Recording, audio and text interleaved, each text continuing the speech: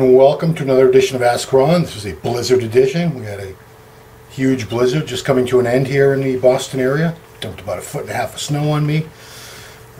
Downtown Boston, right by the seaport, has got little rivers running through the streets. Pretty crazy day.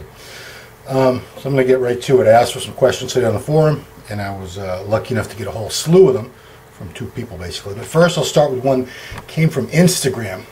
A guy private messaged me on Instagram.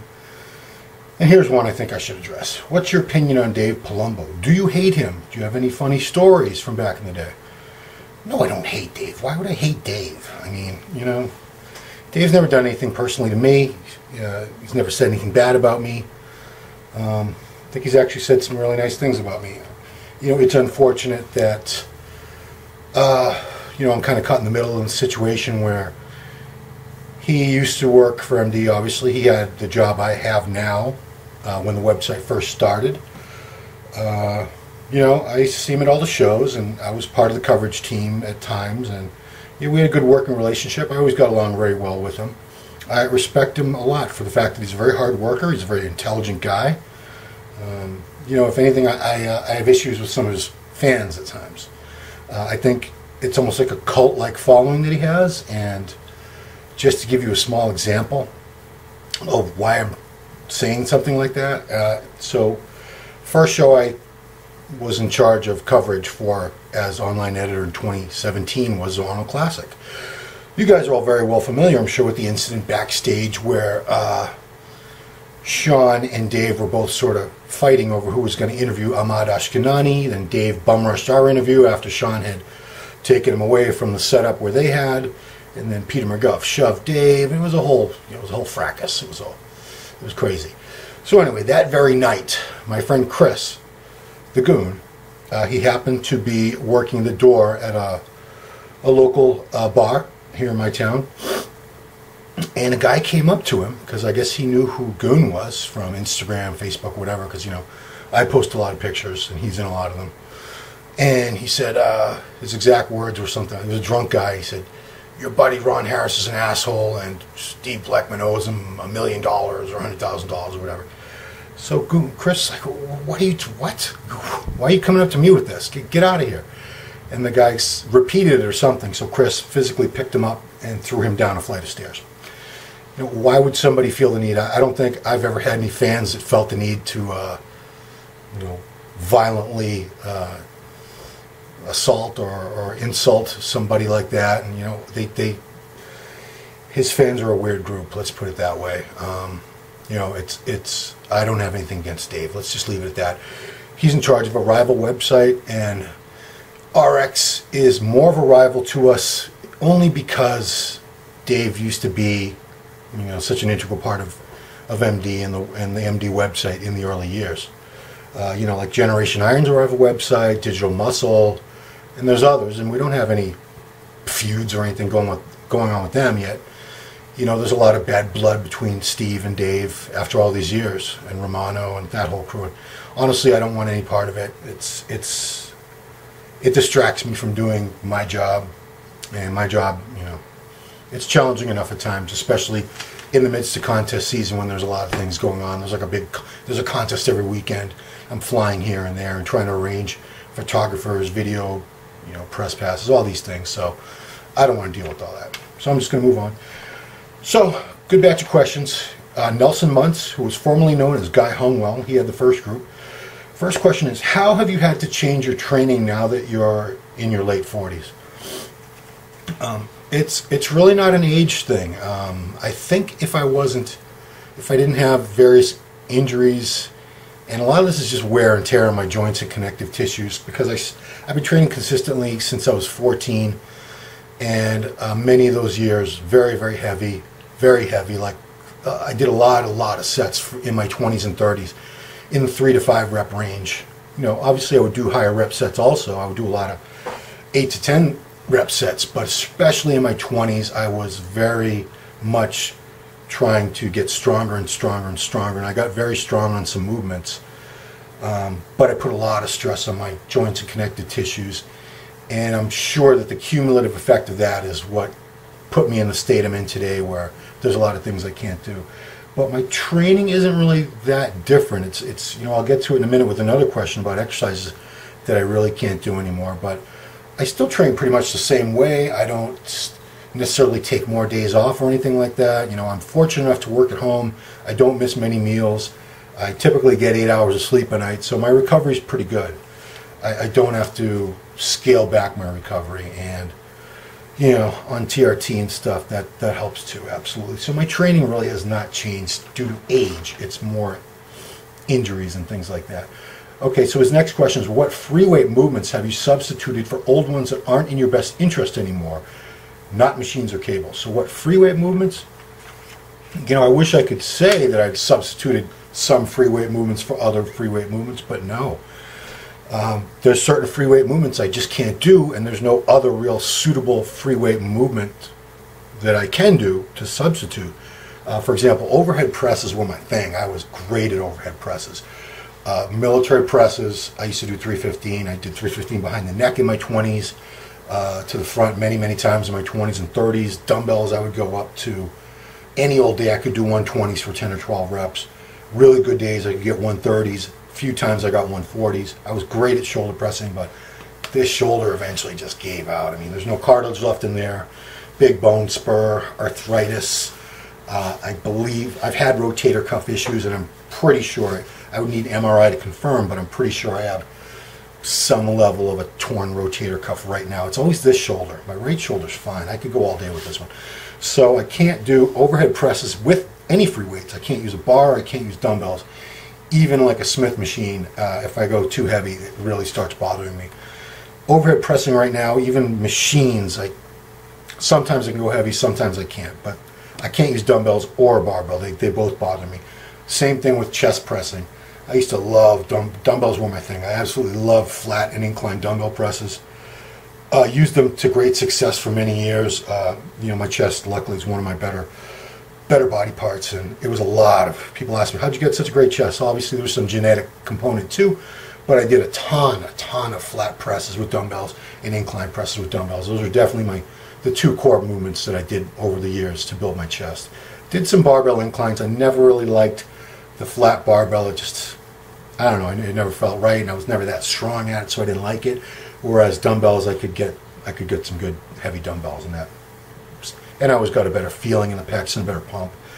Deadlifts I can't do anymore at all. It's just a lower back issue. I've had herniated discs, and I've torn the muscle there, the spinal erectors. I've torn those so many times. It's, you know, I'm sure if I really went on a dedicated rehab and physical therapy and all that over a course of a year or two, I could probably get back to the point where I was doing deadlifts, but I do plenty of rows, plenty of pull downs, all kinds of things for my back. I wish I could do deadlifts, even rack deads. I used to love those. Those were one of my favorite movements for many years. I could go very heavy on those. For me heavy. I mean, I would do 5, 6, sometimes 7 plates on those. Actually, 7 plates for a few reps was no big deal for a long time. Can't do that anymore. My lower back just won't take it. So I'd like to say there are free weight movements I've been able to substitute, but for the most part I've had to substitute. You know, there's no substitute for deadlifts. I mean, I do plenty of dumbbell rows. I can't really do barbell rows right now, but I do a lot of machine rows, cable rows, dumbbell rows, all kinds of pull downs, pullovers, shrugs. But you know, I wish I would say, you know, a lot of people would say, well, I can't flat bench, but I can do dumbbells. It's not that simple for me. Okay, next one. What's the most you ever ate on a cheat day, not in the off season? So I guess you're assuming in a prep period. I never had a big cheat day ever when I was in prep. I don't understand why anyone would feel the need. You know, maybe if you're way ahead of schedule, you're way too lean, too far up from a show. I never was in that position where I felt I was so ripped and shredded that I was in danger of peaking too soon. Maybe if I was, you know, feeling slightly that way, I would eat a little more carbs or something, but I would never, prepping for a show, decide to have a whole cheat day and go and just splurge and go to Wendy's and have some pizza and some ice cream. Why would you do that in prep? You know, as I've said before, I figured out and I'm going to give Palumbo credit for this, because he said one of the only things you're really in control of on a bodybuilding stage is the condition that you show up in. Your bone structure, it is what it is. Your muscle shape, that is what it is. Your size, you work hard and train and whatever, but it's not. You don't have the ability to slap on like 20 pounds of muscle in a month or two just because you want to. But your condition is something you're always in control of if you're a competitor. You can always diet harder, longer, do more cardio, and burn the fat. That's under your control. So, I knew there were guys, I always knew when I was competing, my structure wasn't awesome, my shape wasn't that great, and I was never going to be a mass monster. I was never going to be that physique where everyone was like, wow. That was never going to be me. But I could get lean enough where people would go, wow, that guy's shredded. And it would allow me to beat a lot of guys with better physiques who just didn't put the work in and didn't get in shape. And I did that many, many times. For me to get second at the Team Universe Open in the heavyweights in 2011, and then in 2013 to get fifth out of, I think it was 23 or 24 over 40 guys with no weight class. It was just an open division for everyone over 40. My condition carried me in both of those cases, for sure. I mean, yeah, I got some muscle and I got some good body parts, but my physique overall, it's never lit the bodybuilding world on fire. It's never going to. But my condition. So I never had these cheat days because it didn't make any sense to me to do something like that. The best legal supplement stack you ever used? Nothing really stands out to me. Nothing. I mean, there's many times when I've used, creatine, whey protein, this and that, some supplement stacks, but I'm not going to say there was one stack that I used that piled on all this mass or did anything spectacular for me. No, I'd like to, I got to be honest, I can't recall anything having that dramatic results. Craziest workout you ever did that wasn't with the pro? I had a lot of leg days that were just nuts. I used to meet my friend Jay Kirker. Some of you guys in the Northeast, I know Jose knows Jay very well. We would meet like once a month to work out, and it was always legs. That's the one thing. If you're going to train with somebody once a month only, and you want it to be an awesome workout, legs is something you can really make sure you go to town on. And we would do things like crazy supersets of like walking lunges, leg presses, hack squats, giant sets, drop sets, forced reps, parking lot lunges.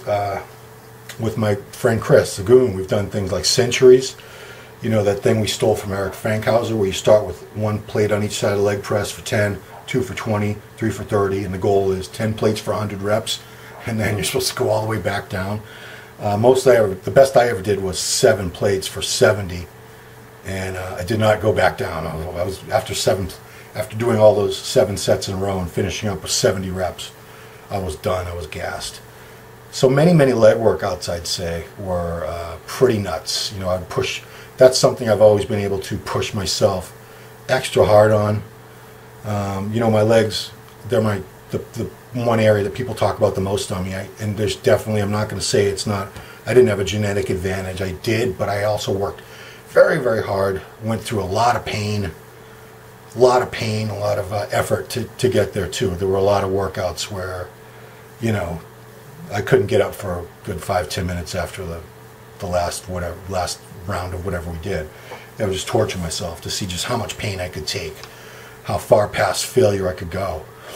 I had good workouts for other body parts too, but I don't think anything really compares to leg training as far as difficulty and how taxing it is on the entire system, the muscles, the nervous system, your lungs, you're dying, you're sucking breath. I mean, things.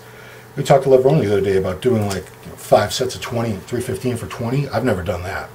I've done 225 for 20, 5 sets in a row with maybe a minute and a half in between sets, and that's brutal. That's something like that is just you can't breathe.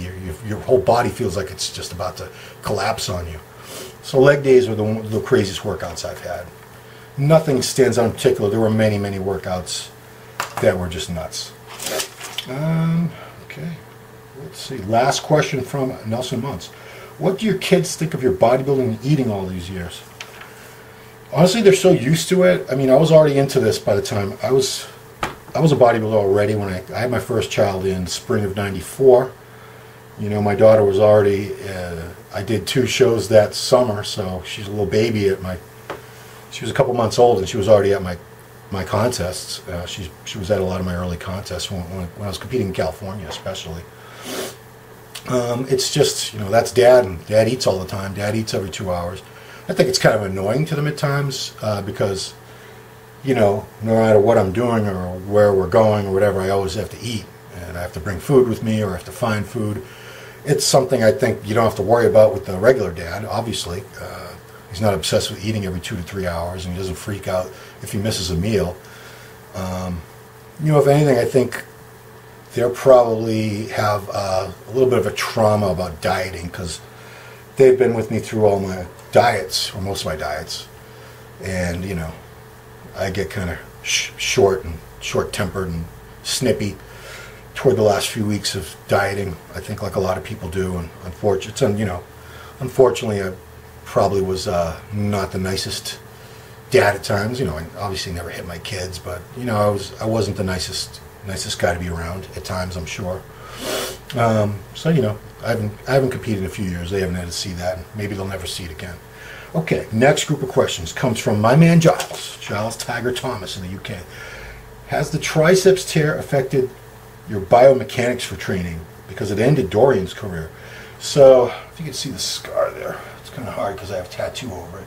So I tore my triceps and they reattached it exactly 1 month later. The surgeon did a great job. I was very careful. I let it heal properly. I didn't go back to training heavy for a long time. I was very, very cautious and gradual. So it doesn't affect my training at all. That tricep. What affects my training the most is my lower back is kind of a weak link, and as I always bitch about, this shoulder, the left shoulder, serious weak link. If those 2 areas were fine and healthy, I would be able to train much more effectively for chest and shoulders for sure. Like my lower back, sometimes I can't. There'll be weeks where I can't squat. Some weeks my lower back's better than others. I can squat.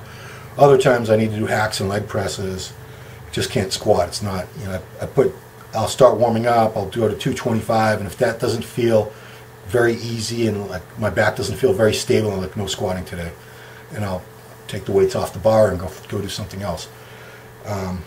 But, you know, what it is what it is. The only thing I've noticed, chest hasn't lost much. My shoulders have definitely lost a certain amount of size and fullness. They're not bad, but they were better before. And I know it's because I can't do the heavy dumbbell presses were my go-to. I did a lot of, you know, barbell presses and a lot of hammer strength machine, a lot of heavy overhead pressing, and I can't do that very often anymore. And I certainly can't do it with free weights. But the tricep, no problem. It's good. It's good to go. It's the shoulder mostly, and to a lesser extent my back that kind of messes things up. TRT for men over 40 is a legit reason to take tests or just an excuse to take gear? I'm a big believer in if you need it, if you're legitimately have a need for it, your blood work shows that you're not producing an adequate amount of test, what's wrong with taking TRT? And let's be clear here, TRT, you know, it doesn't, I don't believe, you know, it should be done through a doctor. I had mine done through a doctor for many years until the price of androgel just kept going up and up and up, and eventually I realized I can just get this on my own and do it for like a third the price. But legit TRT is 100 to 250 milligrams of test a week. It varies from person to person because different guys will need more or less to reach optimal levels. It's a term that's widely abused because a lot of guys will, I've had guys tell me they're on TRT. I go, okay, well, how much are you on? They go, well, I'm on 750 milligrams of test and 800 milligrams of DECA and this trend. And I'm like, well, that's not TRT. You're just on a cycle, dude. What are you talking about? That's not TRT. You're on gear. So I think, you know, if you have a legitimate need, which most men, once they hit 40, will, not all of them. I've talked to a good amount of guys who are over 40 that have their blood work done, and for whatever reason, their test is still way up there. It's fine. God love him. Mine, because I used gear for many years, I gave myself 2 full years to see if I could get it back, if it would come back to any reasonable levels, and it didn't. So I've been on TRT ever since. And if I do a little more at times, that's my business. I'm not going to talk about it. Sorry. I know a lot of these guys on YouTube, they like to be totally transparent and confessional, but I don't put everything out there, and I'm not going to, so that's my business. Okay, here's a good one. Top 5 underrated pros. Okay, I chose 5 from the 90s because I think there are a lot of guys who were so good in the 90s that, and a lot of the fans now don't even know who they were, or they have only vague ideas of them. They certainly don't realize how good they were. Vince Taylor. For a long time, Vince had the record of the most IFBB pro wins. Vince was great. He came out of the box, turned pro in '88, and he started doing very well immediately. He was in the top 5 of Olympia. In the '91 Olympia, I believe he was 3rd.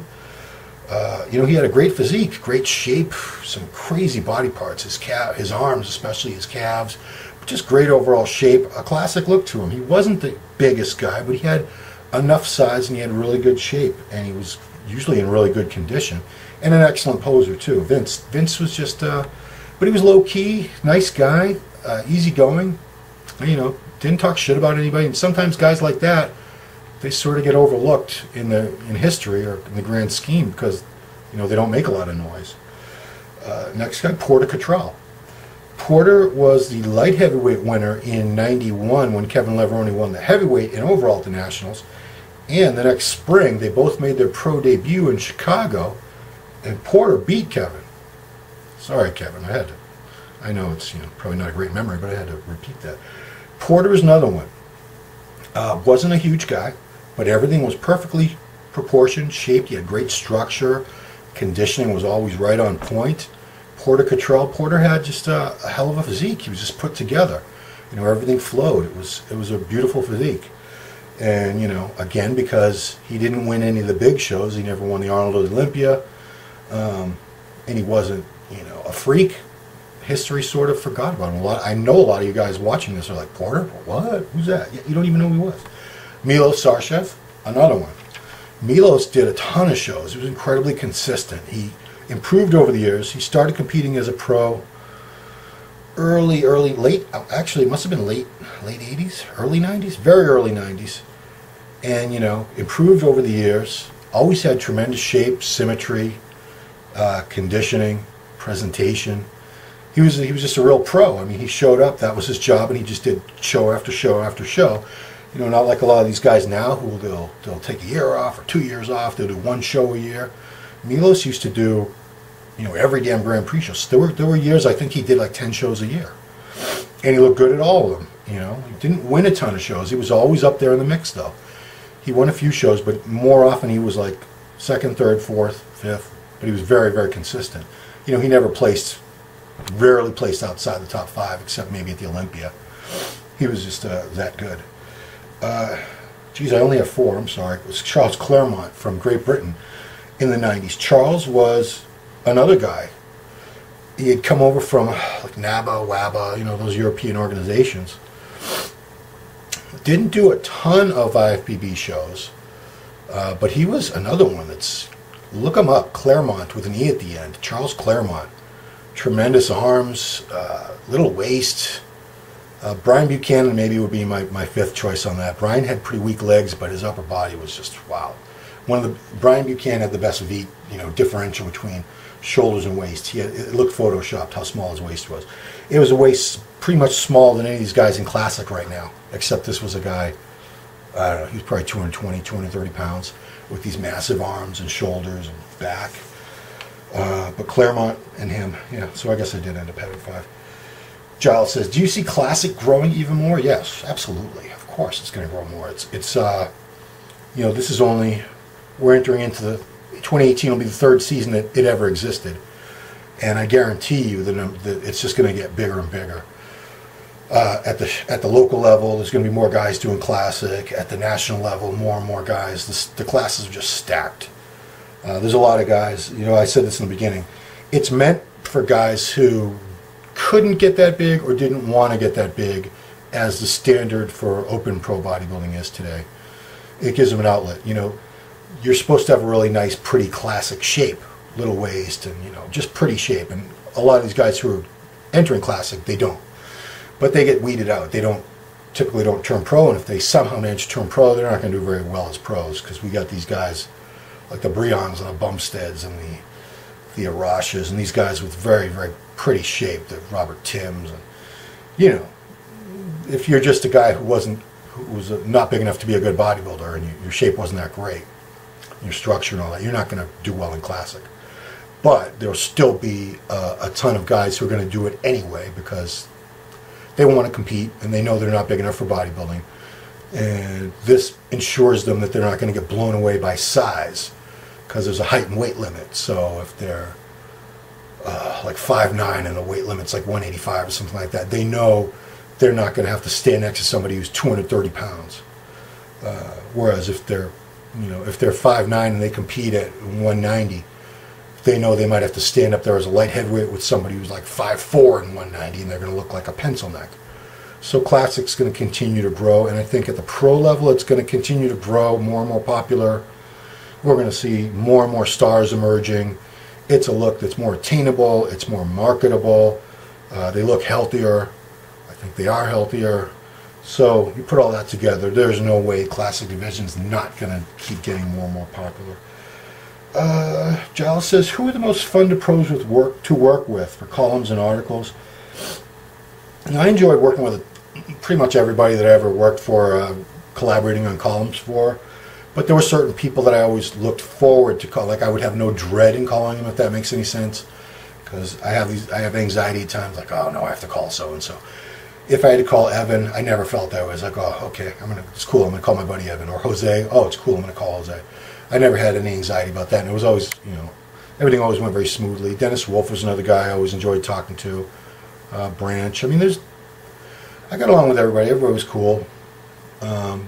But I'd say Jose and Evan were probably the two I felt most comfortable with, where it was just like talking to your buddy. It wasn't like, oh shit, I have to call so-and-so for their column, or I have to call so-and-so for this leg training article. Oh, damn it. Last question. He wants to know the favorite British bodybuilder ever, apart from Dorian Yates. Well, I guess he must have forgot Flex Lewis, because, you know, I could just say Flex Lewis too. Flex is awesome. I like Flex very much as a bodybuilder and as a person. He's a really good guy, good heart, funny, generous. He's a cool guy. I like Flex. But I'm going to go back to probably Charles Claremont again. Trying to think of who else was really good from Great Britain. You know, Bertil Fox was really good. You know, I enjoyed looking at pictures of him because he was just a freak. He was just the craziest arms, craziest shoulders. Chest was like that thick. He was a freak. Bertil Fox. But Charles Claremont, he was also really good. I used to look at pictures and go, wow, why isn't this guy winning everything? What a physique on this guy. But you know, not a lot of great bodybuilders were coming out of the UK for a long time.